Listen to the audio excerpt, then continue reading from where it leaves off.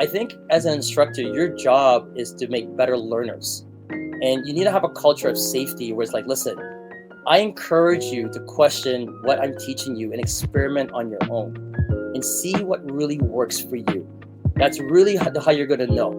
And it may, unfortunately, you get in your licks and you may walk away disheartened and go, oh my God, I suck. All right. And you're going to realize like, wow, I'm not that good at this particular thing, but that's good information. And people just, they shut their brains off when it comes to, again, training methodologies and the approach to how they deal with these situations for some reason, because they don't look at the truly, and again, academia, but you have to experiment and apply and then go through that cycle again. But people just rely on the testimony of others, the beliefs of others, and not actually do their own work. No, I agree with you. And like, you know, I don't know what it is. I think it's exciting to be a coach, you know, and you know, you're respected a lot and people put you on the pedestal.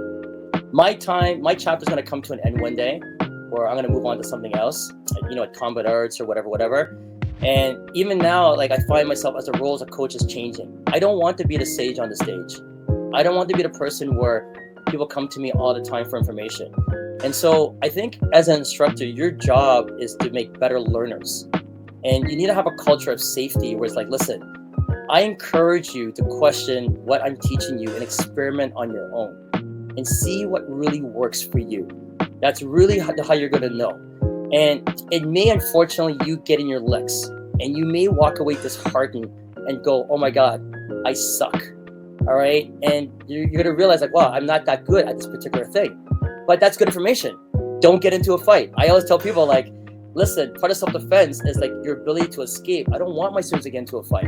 You may realize you're horrible at all of this and you're going to try to avoid physical confrontation as much as possible, right? Self-defense is actually kind of like a last minute thing. I think like a lot of instructors like being the one to go-to guy where everyone comes to for the information. There's like something that feels good, like I'm the all-powerful one, I know everything. I don't like that. My job is honestly to make my students learners. Most of my instructors now who teach me used to be my students. Most of my guys, Brazilian Jiu-Jitsu, Muay Thai, and all that kind of stuff, they're in turn sharing their knowledge with me, which I love. I love being a student. And I would try to encourage people to be like that, where you allow your students to actually go out there and see what works for them. And then you'll be pleasantly surprised that, yes, there's some that are going to stay the course and go, hey, this curriculum verbatim works for me. And then you're going to find some people are like, you know what, it doesn't. I need to find another methodology that applies to me for self-defense. And you have to let them go. Because if you're truly genuinely concerned about a person's welfare with regards to self-defense and getting better, enhancing their motor skill level, let them explore other martial arts. You've had students leave that maybe like did Muay Thai with you and they wanted to do boxing at another club, or they did Brazilian Jiu-Jitsu at another club, or they did Tai Chi push hands. I don't know. It's up to them to find out what works best for them with regards to like learning these motor skills. I think that's really, really critical, you know? Absolutely. And talk about the sage on the stage. This is a good segue from Budo asking about the cult vibes or the cult of personality, and not just that ASP program, but just in general, because this is the pitfall of a patrilineal learning methodology. It's oral tradition within the tribe or within the academy, is you run this risk of worshiping the progenitor, worshiping the curriculum, and thereby creating a cult.